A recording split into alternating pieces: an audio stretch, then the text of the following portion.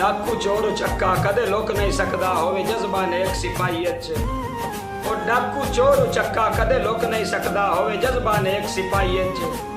चंगी नस्ल दा कुत्ता कदे वड़न नहीं देंदा किसे ओपरी शाय नु भाई च। ते सानू गुरबत अज इंज मुंज कर सटिया है तेरी हाकिम लापरवाही च। ओ बंदे गुर्दे वेच के आटा लेंदे तो ठग सुल्तान दी शाही च।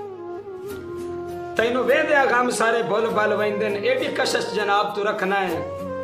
और तैनू वेंदे गम सारे भुल बल वेंदे एडी कशश जनाब तू रखना है।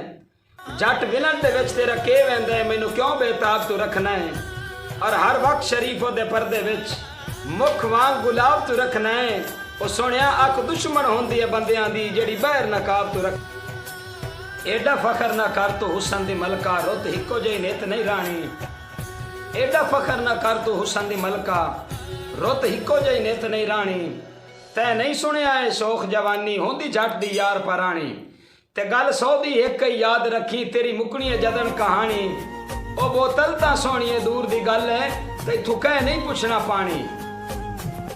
मेरी हरियो शहर दी मस्जिद विच दुखा जदन इमाम बनाया। मेरी हरियो शहर दी मस्जिद विच दुखा जदन इमाम बनाया। मैं सबर दी नीयत नू पक्कियां करके मुड़ हर लगदा आजमाया। ते पढ़ कासिम फर्ज गरीबी ते पिछा जदन सलाम बमाया।